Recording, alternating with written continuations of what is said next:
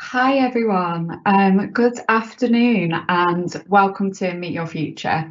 So I'm Bronwyn, I'm part of the Bridge GM team at Greater Manchester Combined Authority. And Meet Your Future was launched just over a couple of years ago to enable more young people like you to have meaningful conversations with employers and experiencing different workplaces as well. And over the past 12 months, we've been speaking to lots of young people just like you, right across from all 10 boroughs of Greater Manchester, to find out how you are feeling, how you want to be supported now and in the future as well. And we have been listening and we've learned a lot. We have developed a suite of information, resources and services that are really there to help you. And this can be found on GMAX, which many of you will already be familiar with. And please speak to your teacher to find out more about this. And we have also adapted the Meet Your Future campaign to better fit what you have been telling us. And throughout this academic year, you'll be able to join lots of different sessions and talk to Greater Manchester and national employers about growth sectors across Greater Manchester, different pathways and the vast array of careers that are open to you and available to you in the future right here in Greater Manchester. And in this session, you will hear from Parul, who's a senior JavaScript recruitment consultant at Manhattan Partners. And hopefully this session will inform you, inspire you, and show you why you should be more hopeful and optimistic about your future in Greater Manchester. And hopefully also give you a lot of information and an insight into the digital sector. And throughout the session, there's a Q&A, so please make use of this for any questions at all. There will be a presentation and then there'll be 15 to 20 minutes for questions at the end. So we'll be picking up on these as we go and there'll be a chance for you to ask those at the end. So I am now delighted to introduce Parul for this afternoon session.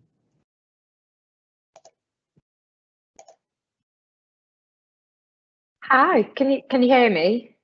Yeah, that's perfect. Sounds working okay. Oh, great. Thank you so much for the introduction, Bronwyn. It's amazing to be part of this initiative and really excited to give this talk. So I will start by sharing my slides. Just bear with me as it does lag a little bit while I'm like sharing the screen. So just get that on one moment.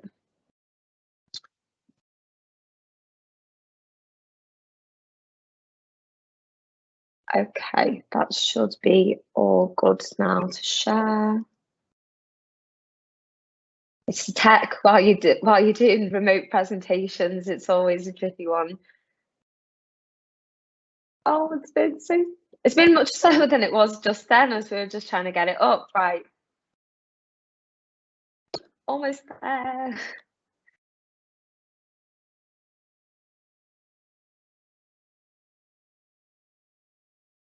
Okay.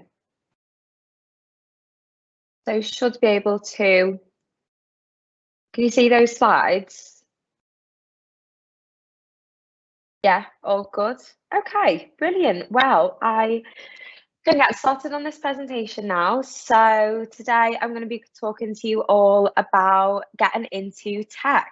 I work as a senior JavaScript recruiter at Manhattan Partners. I'll tell you a little bit more about what that title actually means, but essentially I am the middle person between helping companies in and around Manchester and connecting them with the best talent in the UK. So I've been doing this since I finished university. This is our agenda for the afternoon. So just before I go into this, oh, it's a little bit out of order. Please excuse that gap there. So just before I start this, we do have some interactivity in this talk. So if you are a student attending this like at home, please get onto the link there, or if you put in menti.com and put in the code, it will take you to the interactivity slide.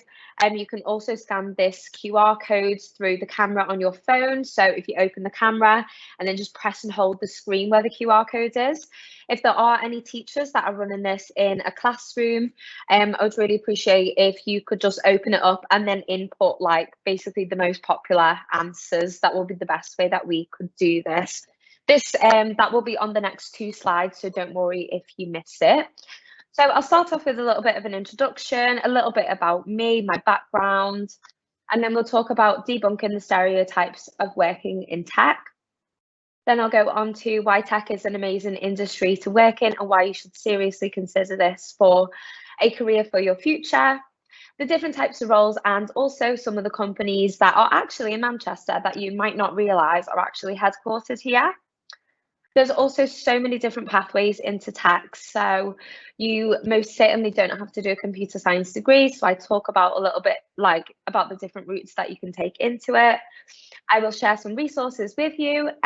So, you know, though this talk will be talking about it for like an hour, there's so much more information out there that you can go and learn about like different careers and some like starter courses as well. And like Bronwyn said, I will leave about 15-20 minutes at the end for Q&A. And please don't wait right until the end. Please do put questions in the chat throughout. Bronwyn will keep an eye on these and then I'll go through those on the end. So that is everything for the talk agenda. Bronwyn, you'll probably hear this, you don't need to respond, but I actually can't see the chat. So if there's any issues, then please do just unmute and let me know. So a little bit about me. So I'm 25, probably feels quite old to you now. Originally from Liverpool and I now live in Manchester. In terms of my educational background, I completed a master's in chemistry at the University of Manchester, so not really related to what I work in. And then I went straight into tech recruitment and I've been in the industry for just over 3 years now. In terms of my schooling, so I went to an all-girls school from year 7 to 13, and to be completely honest, the talk about careers in tech was pretty much non-existent. I know quite a lot has definitely changed since then, but there were just a lot of the options in terms of, you know, working in doing a degree in like science or like medicine and dentistry and things like that. But I didn't really know a lot about it. Knowing what I know now about the industry, which I'll tell you about it a little bit more later, I think I would definitely have chosen it as a career choice. So I think it's amazing that GMCA are providing this opportunity for you to learn a little bit more about it and for you to get the opportunity that I really, really wish that I had. And I'm now an advocate for diversity and inclusion in tech. I'm also a mental health advocate and an ADHD advocate too. So let's start off with a little bit of interactivity. So in case you missed it, please follow this link and pop in this code. I will just leave it on the screen for a little bit longer. I'll see if I can pop it into the chat as well.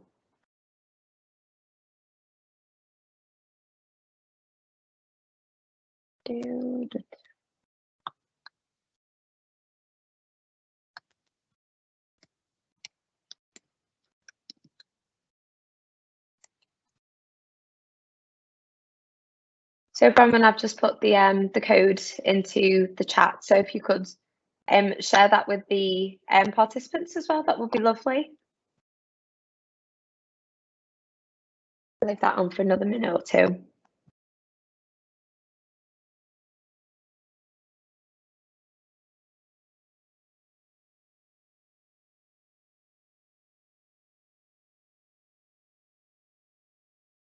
Oh wow, we've already got some answers in here. So what I want to know is, what is the first thing that comes to your mind when you hear about working in tech? So really amazing to see some things put in here already. So we've got games design, we've got technician, new, a lot of computers, got some coding, cyber security. Oh, these are coming in really quick. Thank you so much. Advanced. So yeah, maybe it seems quite scary and complicated. I definitely thought that as well.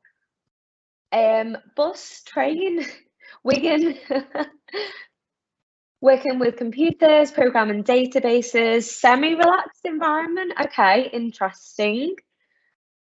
Television, digital, phone, machinery, designing scripts, men. Okay, that's interesting. We will definitely talk about that a little bit later as well. Office, databases again. I'll just give it another couple of minutes if anybody has any more that they'd like to put in there. Python, yep, that's a programming language. Cybersecurity, computer science, games, got some really good ones in there. Got some more in here. Oh, it's moving around so quickly.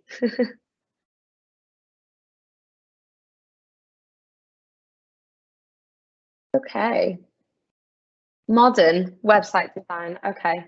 Well, it's amazing to get to know a little bit about what the first thing is that actually comes to mind. That was the first little exercise that I wanted to do. Now, I speak to a lot of people day in and day out, whether this is like people in school, right up to people who are like career changers. And there's some common misconceptions about what working in tech is like, some stereotypes. So let's talk about those in a little bit of detail. So myth number one, we saw this come up on the word cloud a couple of times. So computer programming, coding, engineering. So there's a lot of people who think that working in tech means sitting coding at a computer all day. This is absolutely not the case. I'm going to show you a little bit later about all the different roles in tech, and I think you'll be quite surprised to see how many of them don't actually involve sitting and coding at a computer. Being successful in tech relies heavily upon creativity, problem solving, interpersonal skills, communication, team working. There's so much more to it than this. So if you feel like, okay, I don't want to sit at a computer, I'm like quite a sociable person, that's definitely a lot like me. You don't have to sit and code all day. Like, there are so many options out there that can be amazing for lots of different types of personalities and what you're really interested in. Okay, myth number two. So I think, by my own admission, this is what I used to think, like, when I was in school, if you liked computers, if you liked technology, you're considered a nerd. And that doesn't have to be a bad thing, because some of the nerds out there are making, a lot of the money and working on some really interesting products. So anybody can do this. You don't have to be somebody who sits and is gaming all day and all night. Myth number three. There were definitely not these. There were so many that I could have put on here, but these are the top ones I wanted to talk about. Is that you have to study computer science at university to work in IT. So as a recruiter, as I said, I help lots of different people get into jobs, and actually only a small percentage of those, as I was quite surprised to find, actually has computer science degrees. So A, you don't need it to get into the industry, and B, you don't need it to succeed in the industry.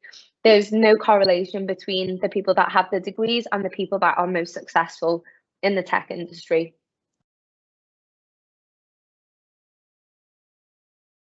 So why is working in tech great? I love this Chris Pratt gif. It's just how I demonstrate my enthusiasm for working in the industry. So a few reasons why I think you should seriously consider this.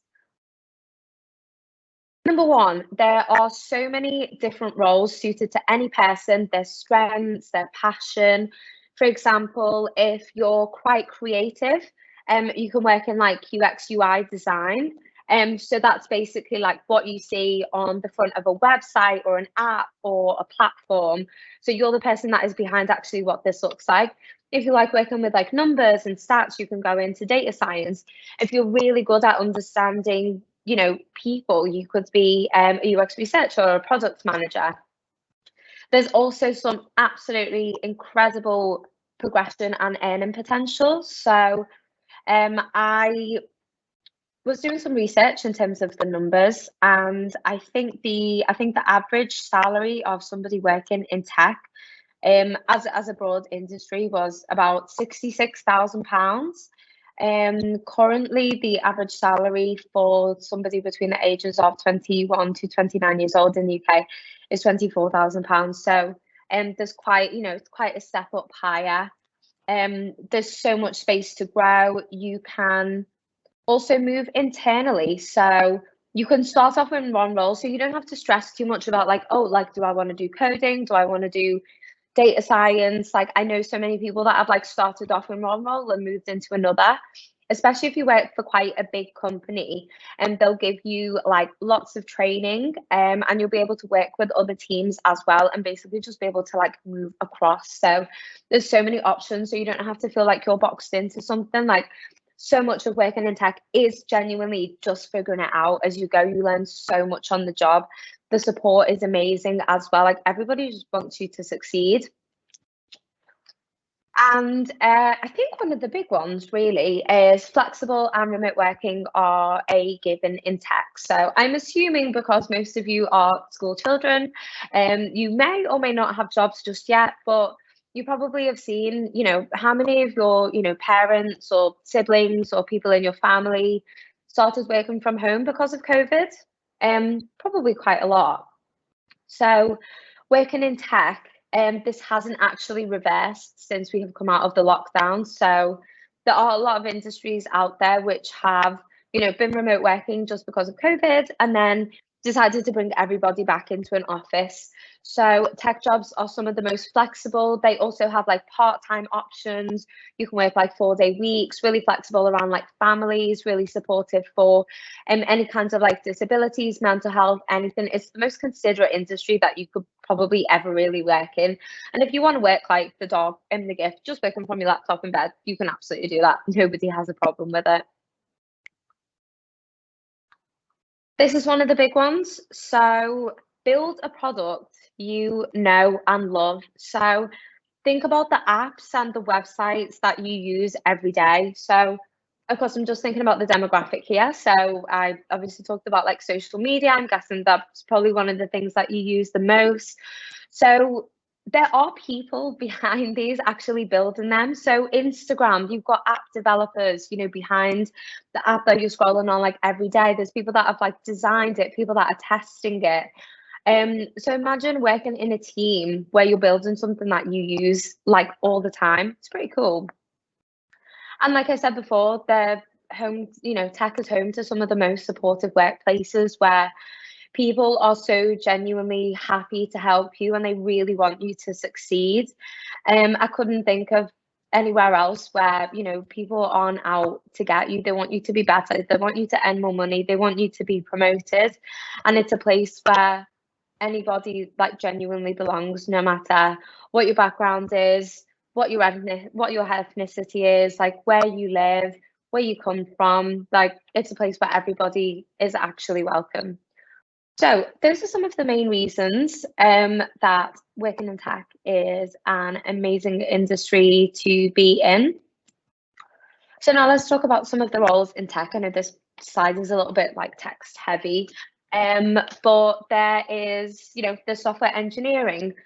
Did you know that social media and marketing is also a tech role? Testing, product management, project management. I won't go through them all, but you can have a look at a couple of those on the slides. I have also added a resource at the end of this presentation, which will give you you can just hover over the icons and it will give you a little bit of a summary about the different roles. So you can go away and research this a little bit more in your own time. But essentially, the whole building a product in tech needs at least a few of every single one of these people that all bring it together and are responsible for different areas of the life cycle. So now the question is, how many of these roles actually involve coding? So on the next slide, the roles that are in red are the ones that don't involve any coding. So that's quite a few.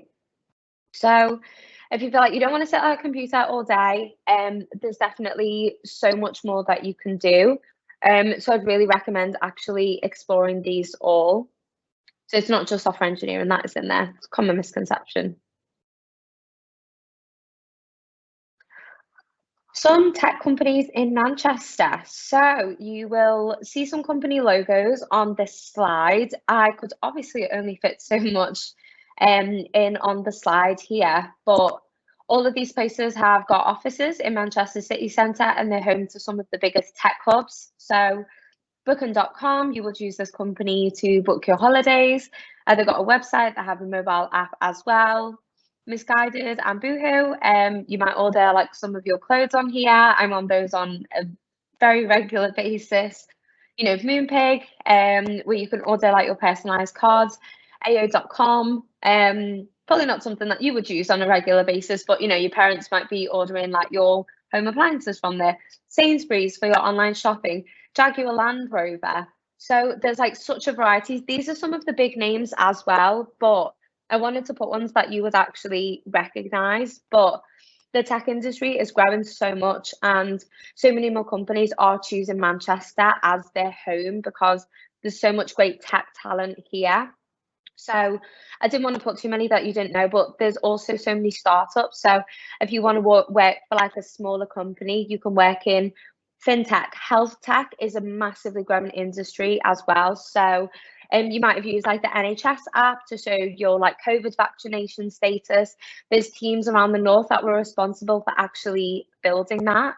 There are other ones for managing like your GP appointments, booking like virtual GP appointments has been such a rise in demand. So the tech industry is only ever going to go bigger. So you know that like you've got amazing job security wherever you go.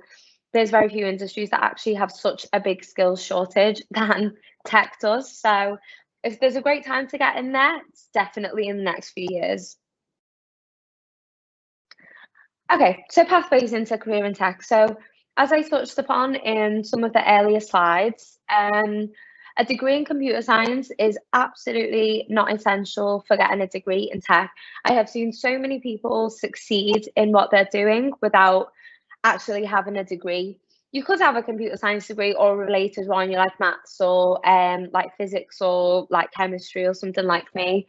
But like you might not actually think about it, but there's other degrees which require a lot of like creativity. So if you're going into like the UX UI design field, they can be really helpful as well. But there's like very few companies that actually need you to have this as an entry requirement. Again, so I'm working with the companies and you know, I talk about them with like their job requirements and then help them find the right people.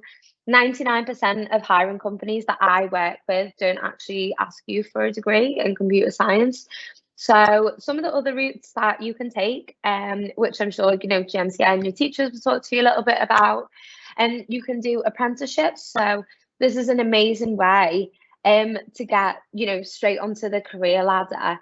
If you don't want to, you know, spend your first couple of years going to university, like I said, there is quite a bit of a difference in terms of what you learn in your computer science degree and actually what you apply on a job. And the people that you work with will be very flexible for like supporting you and giving you the training. You will learn so much on the job anyway. So I think this is a great path to take. There are also boot camps as well. A lot of these are for coding, but I do believe that there are other ones for areas in tech. But for example, there are different ones in Manchester. Some are paid and some are free. And so you have North Coders, School of Code, Manchester Codes, Code Nation, and these all have intensive courses. I believe the University of Manchester also do one, and Man Met University. So there are some ones that you could look at. So you can get it basically through the university. It's less time and it also costs less. So you can get onto the career ladder sooner. You can also be self-taught. So the great thing about learning your craft for working in IT is everything is online. There are so many free resources that you can use. Like YouTube is a great place to start. And there's also Udemy, which has lots of like online courses. So that will definitely teach you a lot. And then you just go into a job and you just learn a lot of it as you go. So there's a lot of like I said, like different paths that you can take. And do you know what, like everybody is different and everybody learns in different ways. University isn't for everybody. And the way that people's hiring, you know, attitudes to hiring are now as compared to you know, maybe like a few years ago, it's very, very different. So it used to be a lot more traditional, and it used to be like, oh, you know, you will struggle when you start in a job if you don't have a degree. But like you can see there, it honestly, it really, really doesn't matter. I was going to add some more resources to the side actually, so I'll make sure that those are on there before I share those. So there's a few different apps that you can use.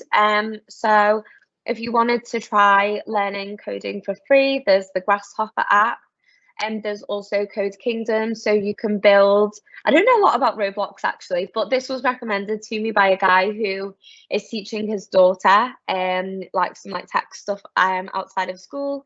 And so I think it's something to do with like Roblox and what is it, Minecraft? So some other people might be more be inclined to have some more information on that, but give that website a go. And then the third one there is the one that I was talking to you, which will go into like a little bit more detail in terms of like the different like career pathways that there are. Like I said, there's so much out there on the internet, so actually use that information. You know, there's only so much that everybody can go through in school. And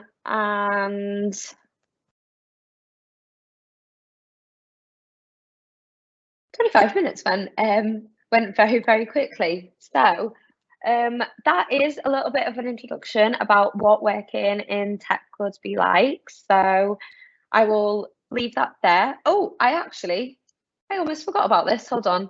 Could you please go back onto your Mentimeter and so the app that we went on earlier on. And if you don't have this already, it will be great to know the code is there on the top if you don't have that. So how likely do you feel to genuinely explore a career in tech with all the exciting things that you can build, all of the money that you can make, all of the remote working? I'm hoping to see some good answers on this one. It's got 6 responses so far, 7.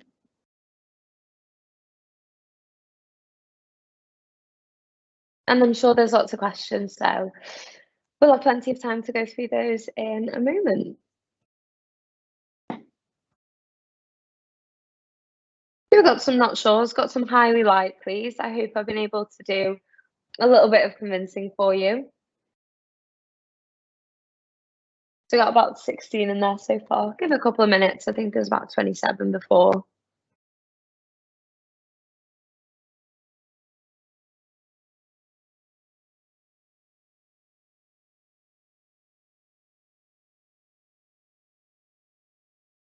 But just while we wait for a couple more answers, Bronwyn, would you be ready to read out some questions if there's any in the chat at all? Yeah, absolutely. Thank you, Carol. That was great. I certainly learn absolutely loads. So it's great. So we've had a couple of questions in the chat, but I think if anyone does have any other questions that they'd like to ask Carol, please just add them in now, and we will ask as we go. So there's a couple around just things that you said, Parole, really. Sure. So one is that you mentioned fintech as one of those kind of new areas of growth, but someone has asked, what does fintech mean? What is that? Oh, of course. Sorry, I think I use some. I'm really glad you asked that, because we use this like lingo in like day-to-day language, so we just assume that people know what we're talking about. So usually when you're talking about tech companies, they put like one word and then tech at the end. So fintech is basically finance, and then you've got ed tech, which is educational technology. You've also got health tech, which is health technology. Are there any others that like you can think of? I can't think off the top of my head now. Travel tech, property tech. So there's like, there's a something tech for pretty much any area that you would want to work in. And then fintech can be, it can be banking. It can be, you've got like the pay later companies like Klarna and things like that. It could be like loan companies. It could be like blockchain and Bitcoin, which I'm sure, yeah, that's a really quickly growing one as well, which I'm sure is like coming up on, it's I don't know loads about it personally, but I know my friends are always talking about like Bitcoin and Ethereum and things like that all the time. So I think that area of the industry has just absolutely exploded in the last sort of like 12 months. So I think we're definitely seeing a lot more roles in that area. So I hope that answers that question. That definitely answers it. Thank you, Parul. I think it's really exciting, and I certainly didn't even know that travel tech was something in itself. So yeah, I think it's great to see how tech links into so many different industries as well. We've had another question about what's your favourite part of working in the tech industry? I genuinely think it's meeting so many different people. So I've worked with people who have been like photographers for like most of their career and then changed into like a career in tech like later down the line. So they come with so much different experience. People have been like photographers and chefs and Uber drivers and literally anything that you can imagine. I work with people who are autistic, people who have ADHD, and people that might have like physical disabilities, people that come from like all corners of the world, because you can learn so much online for free. It makes it so accessible. So the barriers of getting into tech have like certainly been lowered over like the last few years. So I find so much joy just like learning from like different people, really, from really like diverse backgrounds. That's brilliant. That's fantastic, and it's great to hear as well. I can imagine. Yeah, it would be brilliant to work in an industry like that as well. We've had another question just about, again, it's you mentioned UX researcher a couple of times, and how if you're really like a people person and you like finding out a bit more about things, that could be a good role to go down. Can you say a bit more about what that involves? Yeah, sure.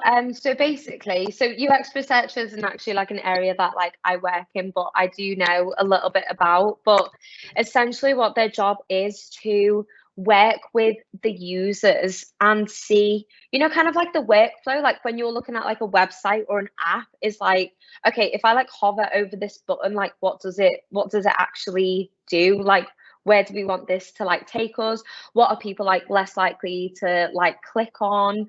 Or like, why are people abandoning their shopping carts? And it's really putting yourself into the shoes of their users, working really closely with them, so you're not just on like a computer facing role like all the time. And then analyzing the data as well, so there may be like a little bit of like stats involved. I think like UX researcher is like such a broad job, but like I said, one of the third link on the final slides for resources will show you a little bit of information on like all the different kinds of roles. And then, I guess if I was going to go through like the day-to-day of every single one of them, might take a little bit of time. So I really recommend spending some time looking on that. And like YouTube has like lots of different videos. So you just type in like, what do a UX researcher do? And it will tell you a little bit about that. That's great. Thank you, Parul. It's fascinating. I've always heard about UX researchers and never really understood what they do. It's cool.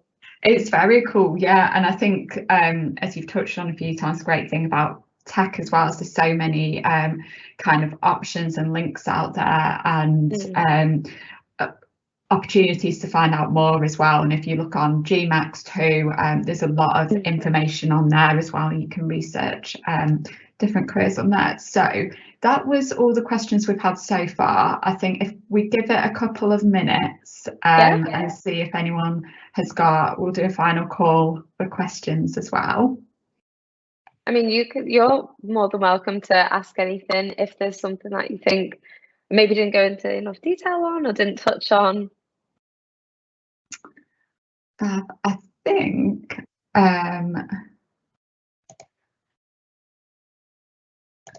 just give it a moment. I think if anyone has any questions after today's session as well, please just, talk to your teachers, because I know sometimes listening to sessions, you might think this is incredible, this is really interesting, and then it might be later tonight when you have a conversation with a friend or your parents that you might think, actually, I want to find out a bit more about that. Please just talk to your teachers and they can pass on any questions to our team here, and we can pass these on to Parole as well. That's absolutely no problem. I will share the slides as well, with like all the links and everything. That's brilliant, thank you. So I don't think we've got any more questions. So really just thank you. Thank you for today, Parole. That was so insightful. Thank you for sharing kind of your insights into the digital industry, but also your story and how you got there as well. I think it's been great to hear, and will be really inspirational, but also really incredibly helpful to a lot of young people who might not have known a lot about the tech industry and had those myths there as well. And thank you everyone for joining today too. We really hope you enjoyed it and found it really interesting and insightful as well. So after today's Parole mentioned, we will share the recording. We'll also be able to share those slides with you too. Please do ask your teacher to share these with you as well. And you can keep up to date with all things Meet Your Future at GMAX and the Greater Manchester Apprenticeship and Career Service. And thank you again for joining us this afternoon, and I hope you have a lovely rest of your afternoon. Thank you. Thanks for having me.